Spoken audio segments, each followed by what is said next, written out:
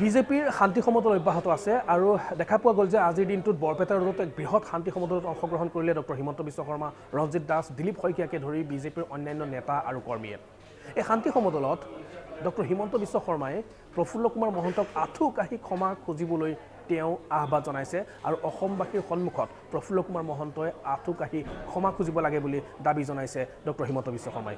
কিয় তেনেকুৱা ধৰণৰ মন্তব্য কৰিছে হিমন্ত বিশ্ব শৰ্মাই? চাওঁ আহক। অসম চুক্তি উলংঘা 1987 চনত হৈছিলে, যেতিয়া ৰাজীৱ গান্ধী আৰু প্ৰফুল্ল কুমাৰ মহন্ত ডাঙৰীয়াই নাগৰিকত্ব আইনৰ সংশোধন কৰিছিল আৰু তেওঁলোকে কৈছিল যে বাংলাদেশীৰ সন্তান জন্ম হ'লে তেওঁলোক ভাৰতীয় হ'ব।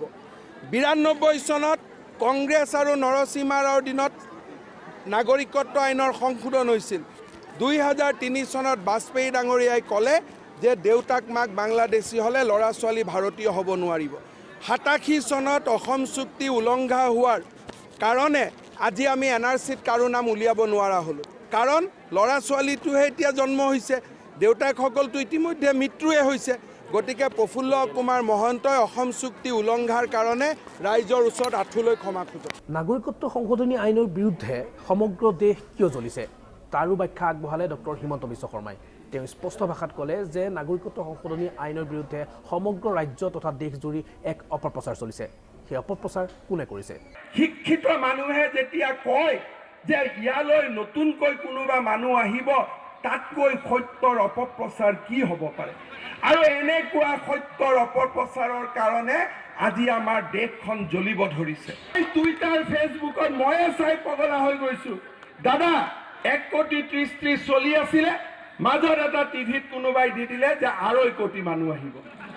এটা মোৰতো টেনশ্যন হৈ গ'ল যে 1 কোটি 30 লাখ মানুহে আকৌ বাংলাদেশৰ ল'ৰা ছোৱালী 1 কোটি জন্ম দিব লাগিব, জন্ম দিহে অসমত 2.5 কোটি আনিব লাগিব। এনেকুৱা গছত গৰু উঠা কথা কেতিয়াবা হ'ব পাৰে নেকি কওকচোন? আচুক মই নমস্কাৰ জনাইছোঁ, প্ৰিন্সিপল ঠিকে আছে যে চুক্তিৰ বিৰোধিতা হৈছে, চুক্তিত আঘাত হৈছে, তাৰ কাৰণে আন্দোলন কৰিছোঁ, তাত মোৰ কোনো আপত্তি নাই। যিসকলে অপপ্ৰচাৰ চলালে যে 2.5 কোটি মানুহ আহিব, 1 কোটি মানুহ আহিব, তেওঁলোকক আমি কেনেকৈ সন্তুষ্ট কৰোঁ তাৰ বিধি বিধান আপোনালোকে দিয়ক। কাৰণ সেইটো বিধি বিধানটো আলোচনাৰ মজিয়াটো নহ'ব, কাৰণ বাংলাদেশততো ইমান হিন্দুৱে নাই, ক'ৰ পৰা ইমান হিন্দু আহিব? 2014 চনৰ 31 ডিচেম্বৰ আগত অহা সকলো হিন্দু, খ্ৰীষ্টিয়ান আৰু শিখসকলক নাগৰিকত্ব দিব ভাৰত চৰকাৰে। কিন্তু প্ৰশ্ন উঠিছে যে 2014 চনৰ আগত অহা, অৰ্থাৎ 2014 চনৰ আগত কাৰ শাসন আছিল? কাৰ শাসনৰ দিনত অসম তথা ভাৰতৰ বিভিন্ন প্ৰান্তত বিদেশীয়ে অনুপ্ৰৱেশ কৰিছিল? তাৰ স্পষ্ট ব্যাখ্যা ডক্টৰ হিমন্ত বিশ্ব শৰ্মাৰ মন্তব্য। 2014 চনৰ আগত কাৰ চৰকাৰ আছিল? বিজেপিৰ চৰকাৰটো নাছিলে। আমি বিজেপিৰ দিনত 15, 16, 17, 18, 19ত অহা কোনো নাগৰিককে আমি ভাৰতীয়কৰণ কৰিব বুলি কোৱা নাই। যদি আজি আমি নাগৰিকত্ব আইন কৰিবলগীয়া হৈছে কাৰ কাৰণে? 1972ৰ পৰা 2014 চনলৈ অহা ৰাইজৰ বাবে, হিন্দু ৰাইজৰ বাবে, খ্ৰীষ্টান ৰাইজৰ বাবে, বৌদ্ধ ৰাইজৰ বাবে। আৰু তেতিয়া কাৰ চৰকাৰ আছিলে? কাৰ দিনতে মানুহ আহিছিলে? কংগ্ৰেছৰ দিনত আহিছিলে।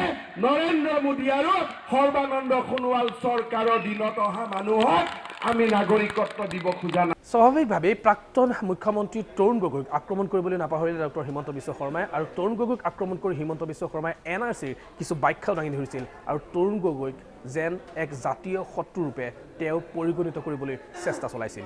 কি কৈছিল তৰুণ গগৈৰ সম্পৰ্কত ডক্টৰ হিমন্ত বিশ্ব শৰ্মাই? তৰুণ গগৈ ডাঙৰীয়াই বাৰে বাৰে কৈছে যে 2014 চনৰ ভোটাৰ লিষ্টত থকা প্ৰতিজন লোকক NRCত স্থান দিব লাগে।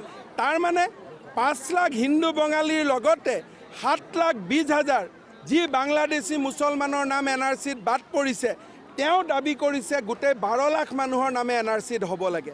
আমি কৈছোঁ 5 লাখ, তেওঁ কৈছে 12 লাখ। কিন্তু দুৰ্ভাগ্যভাৱে 12 লাখক নাগৰিকত্ব দিব যোৱা মানুহজন আজি হিৰো হৈ আছে, আৰু 5 লাখৰ কথা কোৱা মানুহকেইজন আজি কলংকিত নায়ক হৈ আছে। এনেকুৱা অপপ্ৰচাৰ আগত অসমত কেতিয়াও হোৱা নাছিল। নলবাৰী বৰপেটা ৰোডৰ পিছত এতিয়া আন এক শান্তি সমদলৰ বাবে সাজু হৈছে বিজেপি। অহা 27 ডিচেম্বৰত জাগিৰোড সমষ্টিত বাহিৰ কৰা যাব সেই শান্তি সমদল। কেনেকুৱা ধৰণৰ প্ৰস্তুতি তাৰ ওপৰত মন্তব্য দিছে জাগিৰোড সমষ্টিৰ বিধায়ক পীযুষ হাজৰিকাই।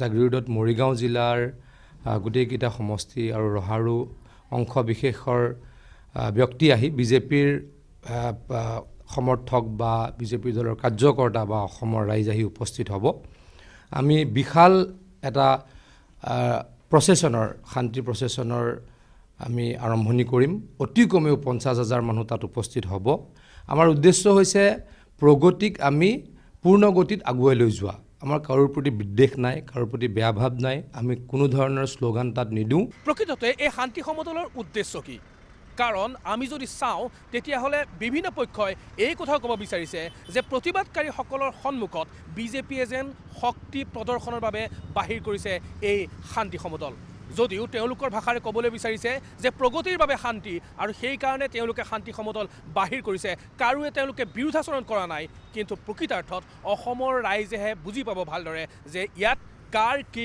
উদ্দেশ্য নিহিত হৈ আছে কোন শুদ্ধ কোন ভুল সেয়া ৰাইজৰ আদালতত বিচাৰ হ'ব ভিডিঅ' জাৰ্নেলিষ্ট সঞ্জয় দাসৰ সৈতে নয়নজ্যোতি ভূঞাৰ ৰিপৰ্ট প্ৰাগ নিউজ